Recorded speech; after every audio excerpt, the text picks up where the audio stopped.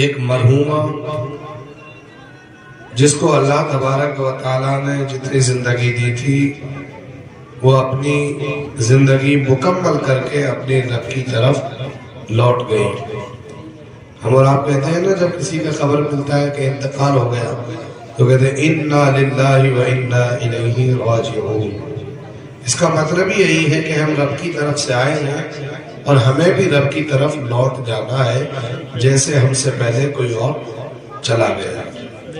چلا وہی گیا ہے جہاں سے آیا تھا.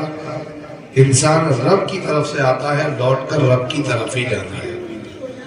اگر جو ہم پڑھتے ہیں انا للہ و انا الیہ راجعون اس کے مطلب کو ذہن میں رکھیے تو انشاءاللہ عز و جل زندگیوں میں جو گناہ زیادہ نیکیاں کم ہو رہی ہیں وہاں بدلاؤ آ سکتا ہے. پھر نیکیاں زیادہ گناہ کم ہو جائیں گے. کب؟ جب انسان سوچے گا کہ مجھے اپنے رب کی طرف لوٹنا ہے. یہ کسی کو کوئی اندازہ نہیں ہے کہ کون کتنے وقت تک اس دنیا میں رہ سکتا ہے. وہ رب کی مرضی ہے. چاہے تو ماں کے پیٹ ہی میں بچے کا انتقال کر دے وہ دنیا میں سانس بھی نہ لے سکے. چاہے ماں کے پیٹ سے باہر آ کر چند سانسیں لے تو انتقال ہو جائے. یہ اس کی مرضی ہے کہ 10 سال 20 سال 30 40 50 60 سال اللہ رب العزت وحدہ لا شریک نے مجھے اور آپ کو عطا فرمائی ہے. غنیمت جاننا چاہیے, اس کی قدر کرنا چاہیے. اس لیے کہ جو چیز موجود ہوتی ہے اس کی قدر نہیں ہوتی ہے اور جب وہ چیز چھن جاتی ہے تو پھر انسان کو قدر ہوتی ہے. فار ایگزامپل کہ جب ماں زندہ ہو تو قدر نہیں ہوتی ہے, چلی جاتی ہے وہی ماں یاد آتی ہے. باپ زندہ ہو قدر نہیں ہوتی ہے, خدمت نہیں کر پاتے ہیں. یہی باپ دنیا سے چلا جائے تب اس کی یاد آتی ہے. اور آگے دیکھیں انسان کا اللہ تبارک و تعالیٰ نے یہ ہاتھ دیا ہے, یہ ہاتھ سلامت ہے, قدر نہیں ہے. لیکن جب یہ کسی سے جدا ہو جاتا ہے, کوئی بیماری لگ جاتی ہے, یہ ہاتھ کٹ جاتا ہے, تب انسان کو ہاتھ کی قدر معلوم ہوتی ہے. اللہ تبارک و تعالیٰ نے آنکھیں دی ہے, خدا نہ خواستہ ان آنکھوں کی بینائیاں ختم ہو جائے تو ہمیں اس سے پہلے قدر نہیں ہوتی.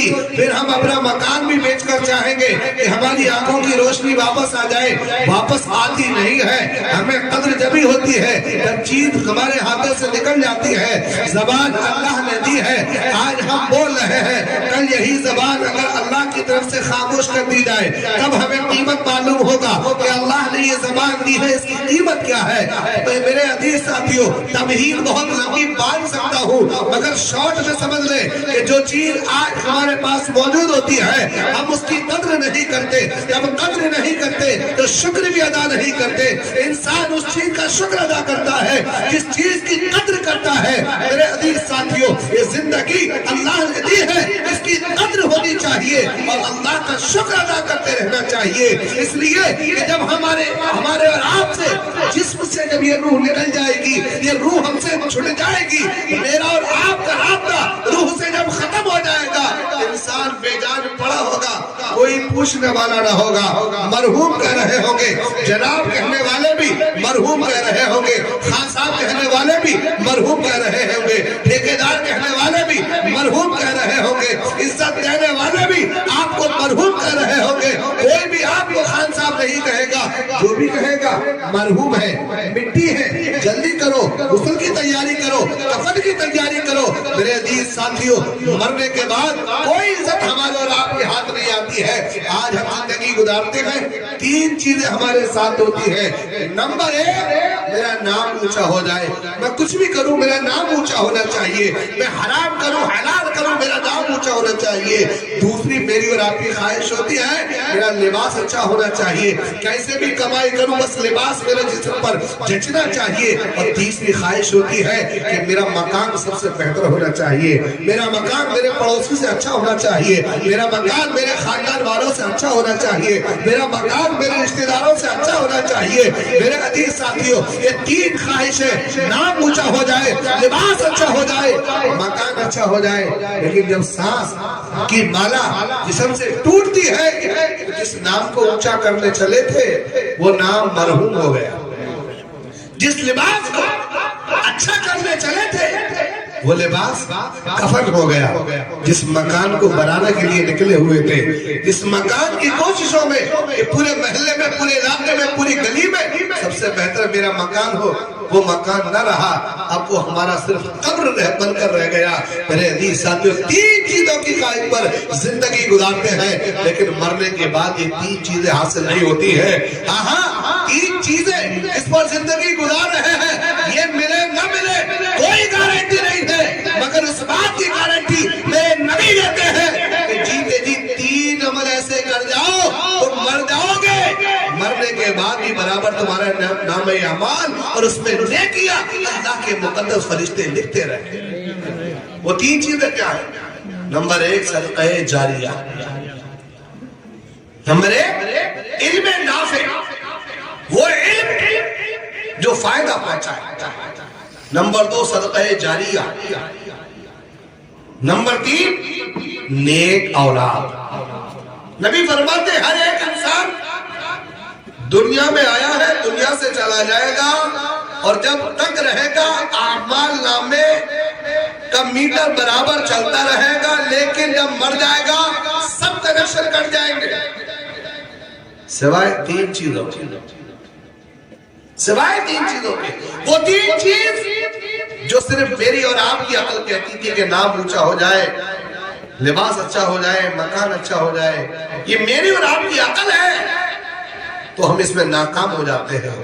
लेकिन जो मुस्तफा सरवरे दो जहां सल्लल्लाहु अलैहि वसल्लम की ज़ाते मुबारका से, आपकी ज़बान से जो अल्फाज निकले हैं, मुसलमान उस पर अमल कर ले तो मेरा यकीन है वो यहाँ भी कामयाब रहेगा, कब्र में भी कामयाब हो जाएगा और मैदान महशर में भी कामयाब हो जाएगा। इल्म नाफे नंबर 1। आप मर जाओगे, मैं मर जाऊंगा, अगर मेरे पास इल्म है मैं आपको पहुंचा रहा हूं, आपको याद हो जाए तो नबी कहते हैं बल्लिगु अन्नी वलो आया, पहुंचा दो मेरी तरफ से, अगरचे तुम्हारे पास एक आयत का ही इल्म क्यों ना हो। मेरे अजीज साथियों, रसूलुल्लाह फरमाते हैं मरने के बाद अगर तुमने इल्म नाफे छोड़ा है, वो इल्म जिससे लोगों को फायदा पहुंचे, वो हर तरीके का इल्म हो सकता है। आप किसी काम में माहिर हैं, किसी मुसलमान को आप उस काम का इल्म दे दे, तरीका बता दे, सिखा दे, वो फायदा लेगा, फिर वो किसी और को सिखाएगा, वो फायदा लेगा। तो आप कब्र में लेटे होंगे, आपके शागिर्द जो मुसलमान शागिर्द है वो फायदा ले रहा है, आप कब्र में लेटे होगे, अल्लाह तबारक व तआला बराबर तुम्हारे नामे अमाल में नेकियां लिखता रहेगा, फरिश्ते नेकियां लिखते रहेंगे अल्लाह तबारक व तआला के हुक्म के मुताबिक। कब? जब आप इल्म दे देंगे दूसरे को, किसी भी चीज का इल्म हो सकता है। दूसरा सदका जारिया, और सदका जारिया जैसे मस्जिद में पैसा दे दिया, मस्जिद में पंखा लगा दिया, जब तक वो चलता रहेगा लोग नमाज पढ़ेंगे, फायदा उन्हें मिलेगा, आप कब्र में लेटे होंगे, बराबर आपको सवाब पहुंचता रहेगा। एक सहाबी रसूल आए, या रसूल अल्लाह मेरी माँ का इंतकाल हो गया है, मैं अपनी माँ के लिए कुछ कर सकता हूँ तो मेरी माँ को सवाब मिल जाए, मेरी माँ को या रसूल अल्लाह नेकियां मिल जाए। मेरे नबी ने फरमाया हाँ हाँ तुम काम करो, वो मैं बताता हूँ वो काम क्या है। मेरे नबी से हजरत साद पूछते हैं या रसूल अल्लाह वो काम बता दे, मेरी माँ मर चुकी है, इंतकाल हो गया है, मेरी माँ को फायदा मिले। तो मेरे नबी फरमाते हैं सदका जारिया कर दो, सदका करो। या रसूल अल्लाह क्या किया जाए? मेरे आका फरमाते हैं मदीने के फुला चौराहे पर लोग आते जाते रहते हैं, काफले गुजरते रहते हैं, ऐसा वहाँ लोग रुकते हैं मगर पानी का इंतजाम नहीं है, एक काम करो वहाँ तुम कुआं खुदवा दो, लोग आएंगे पानी पिएंगे, जब तक वो कुआं बाकी रहेगा तुम्हारी माँ को सवाब मिलता रहेगा।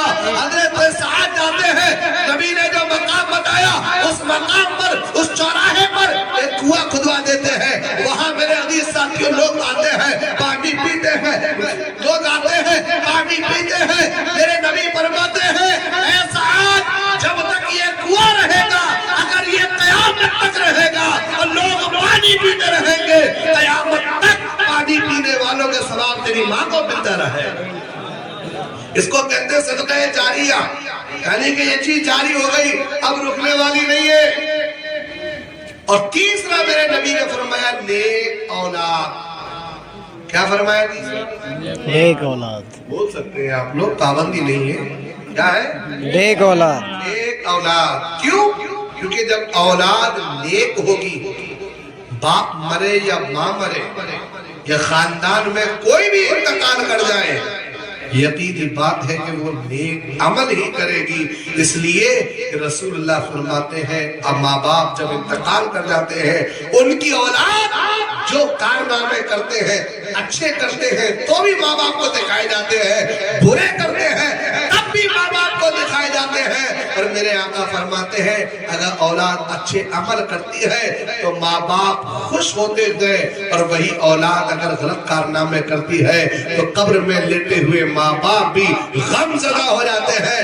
میرے عزیز ساتھیوں، آج ہم جیتے جی اپنے ماں باپ کی وہ خدمت نہیں کر رہے ہیں جو مجھے اور آپ کو کرنا چاہیے۔ اللہ کے رسول فرماتے ہیں تیسرا نیک اولاد چھوڑ کر تم مرو گے اور نیک عمل کرتی رہے گی اولاد، اور اللہ برابر تمہیں ثواب پہنچاتا رہے۔ تو جیتے جی تین کام کر کے جاؤ، اپنا فائدہ پہنچانے والا علم لوگوں کو دے کے جاؤ، صدقہ جاریہ کر کے جاؤ، اور اپنی اولاد کو نیک بنا کر جاؤ۔ نیک اولاد ہوگی تو اس کا ثواب ملتا رہے گا۔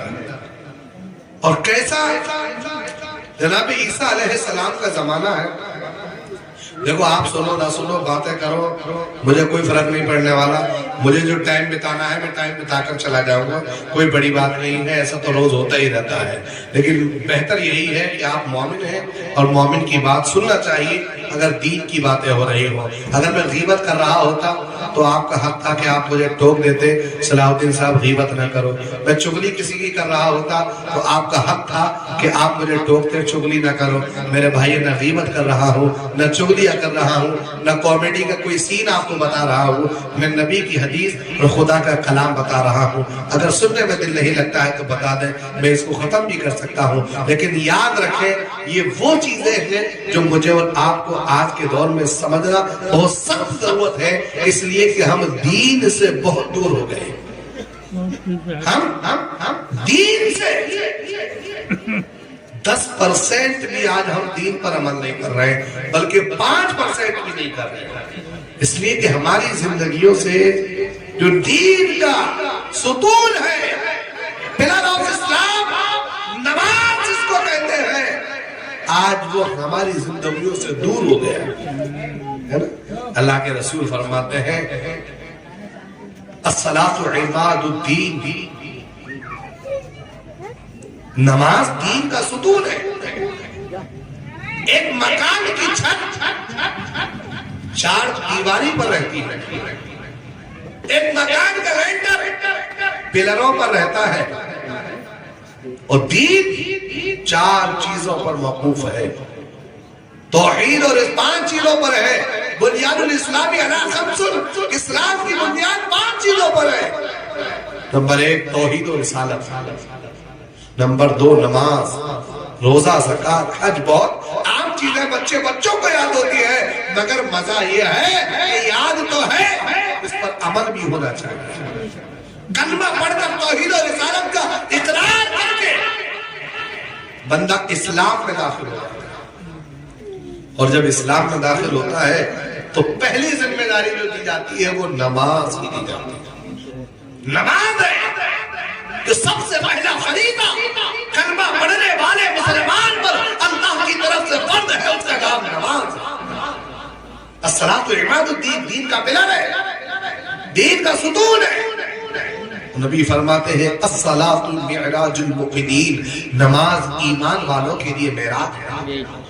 نبی فرماتے ہیں الصلاۃ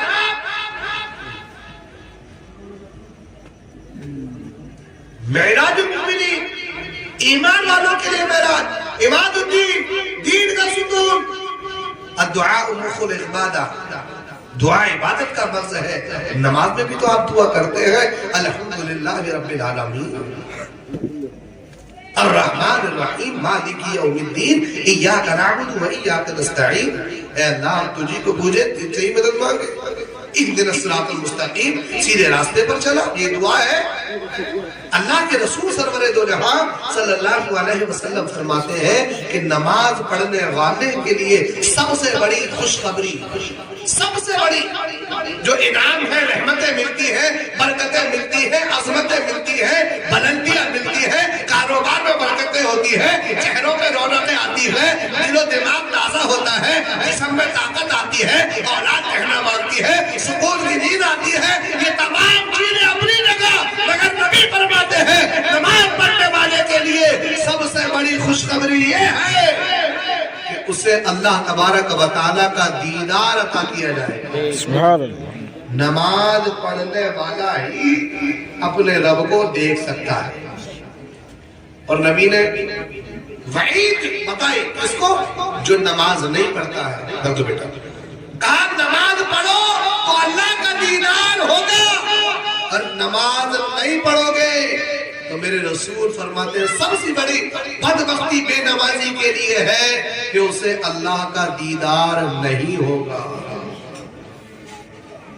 نماز پڑھنا اور نہ پڑھنا یہ دو چیزیں ہیں، پڑھو گے تو رب کا دیدار ملے گا، نہیں پڑھو گے تو میرے عزیز ساتھیو اللہ کا دیدار، بولو اللہ کا دیدار نہیں ملے گا، نہیں ہو سکتا ہے۔ اللہ کا دیدار اسے ہی ہوگا جو اللہ وحدہ لا شریک کی عبادت کرے۔ تو موت اور چہل جو ہم اور آپ منا رہے ہیں اس میں ہر ایک کے لیے قاری نواز صاحب نے کہا تھا کہ آج ہم کسی کا 40واں منا رہے ہیں، کل ہمارا کوئی 40واں منائے گا، تو ہم وہ کام جیتے جی کر کے جائے جس کام سے اللہ بھی راضی ہو جائے، اللہ کا رسول بھی راضی ہو جائے۔ درود شریف صلوات و سلام علیکہ رسول اللہ صلی اللہ علیہ وسلم۔ دو چیز ہیں، ایک زندگی اور دوسرا موت۔ زندگی جو میں اور آپ گزار رہے ہیں، اور موت وہ ہے کہ پھر ہم اور آپ کوئی حرکت و سکنہ نہیں کر سکتے۔ 29 پارے کی پہلے رکوع کی پہلی سورت کی دوسری آیت مبارکہ ہے، اللہ فرماتا ہے الذی خلق الموت والحیات لیبلوکم ایکم احسن عملا، کہ تم کیا سمجھتے ہو یہ زندگی بیکار دی ہے، گپ شپ کرنے کے لیے دی ہے، انسٹاگرام، فیس بک، واٹس ایپ، یوٹیوب، گوگل چلانے کے لیے دی ہے، یا چوراہوں پر کھڑے ہونے کے لیے، یا صرف کھانے پینے کے لیے، یا صرف لباس بدلنے کے لیے؟ میرے عزیز ساتھیو اللہ کا قرآن کہتا ہے الذی خلق الموت والحیات لیبلوکم، کہ تمہارے رب نے جو تمہیں زندگی دی ہے اور اس کے بعد جو موت دی ہے، لیبلوکم، اس لیے ایکم احسن عملا، تاکہ تمہاری جانچ ہو جائے، تمہارا امتحان ہو جائے، تمہاری پہچان ہو جائے کہ تم نے بہترین عمل کرنے والا کون ہے۔ کس لیے دی ہے زندگی اللہ نے؟ بولو نا، عمل، کون سے عمل؟ بہترین عمل، سب بولیں گے بہترین عمل کرنے کے لیے۔ صحابہ کرام نے عرض کی یا رسول اللہ بہترین عمل کیا ہے؟ بہترین عمل کیا ہے؟ تو میرے نبی نے فرمایا، بخاری شریف کی حدیث ہے، اللہ کے رسول فرماتے ہیں مسلمان کے لیے سب سے بہترین عمل یہ ہے کہ مسلمان 5 وقت کا نمازی بن جائے۔ کیا بن جائے؟ نمازی، بولتے رہیے، نمازی، کیونکہ میں نہ تو خود بور ہونا چاہتا ہوں نہ آپ کو کرنا چاہتا ہوں، اس لیے آپ بولتے رہیں گے تو برابر بات چلتی رہے گی۔ اللہ کے رسول فرماتے ہیں کہ مسلمان کے لیے سب سے بہترین عمل یہ ہے کہ مسلمان 5 وقت کا زور سے نمازی، زور سے نمازی، 5 وقت کا نمازی بن جائے۔ لیکن ہم کتنے وقت کے نمازی ہیں؟ ایک سے میں آج کہہ رہا تھا، وہ فاتحہ پڑھوانے آیا مسجد میں نے کہا یار فاتحہ پہ بڑا غور دے رہے ہو، کبھی نماز پڑھنے کے لیے آ جایا کرو۔ تو بولا قاری صاحب گھبرائے نہیں، انشاءاللہ کل سے آؤ گے۔ میں نے کہا کل تو جمعہ ہے، تم نہ بھی کہو گے تو بھی آئے گا۔ ہے نا؟ کل ہم جمعہ پڑھیں گے اور پھر اس کے بعد جمعہ بھی پورا نہیں پڑھتے، 2 فرض پڑھ کے جلدی سے باہر، کہیں امام صاحب ہتھکڑی میں ڈال دے پیروں میں، کہیں مسجد کا گیٹ نہ بند ہو جائے، کہیں تالا نہ لگ جائے، زندگی یہی گزار دینی ہے۔ ہم 2 پڑھتے ہیں ترنت باہر، 2 پڑھتے ہیں فوراً باہر۔ ہم یہی تو کہہ رہے تھے کہ 5% بھی مجھے اور آپ کو دین کے بارے میں معلومات نہیں۔ ہاں ابھی میں کہنے لگ جاؤں، بس نام لے دوں شاہ رخ خان تو آپ کہیں گے مولانا چپ ہو جاؤ، اس سے آگے ہم بتائیں گے تو اس کا باپ کون ہے، ماں کون ہے، کتنی فلم کر دی، کتنی فلوپ ہو گئی، ساری ہسٹری مسلمانوں سے معلوم کر لیں۔ سلمان خان، فلانے خان، دھماکے خان، پھر کہیں گے بس تم نام لو، ہسٹری ہم سے پوچھو، اور پوچھ لے جائے نبی پاک جناب محمد ربی صلی اللہ علیہ وسلم، آپ کی والدہ کا نام 1-2 بتا سکتے ہیں، آپ کی ماں کا نام 1-2 بتا سکتے ہیں، آپ کیوں آئے کسی کو پتا نہیں ہے، بس اتنا پتا ہے کہ نبی کا میلاد ہو رہا ہے، نعتیں ہو رہی ہیں، 10-20 روپیہ دے دیں گے، ایک بار اچھل کود کر لیں گے، چائے پی لیں گے، ہنسی مذاق کر لیں گے، بس ختم ہو جائے گی کہانی۔ نہیں، یہ میلاد مجھے اور آپ کو چائے ملے نہ ملے، شامیانہ ملے نہ ملے، مائک ملے نہ ملے، کرسی ملے نہ ملے، یہ اس لیے ہوتے ہیں کہ مسلمان ایک جگہ اکٹھے ہو کر نبی پاک کی دین کی تعلیم حاصل کر کے اپنی زندگیوں میں انقلاب پیدا کر لے، اپنی زندگیوں میں رسول کی سنتوں کو اپنا لے، اپنی زندگی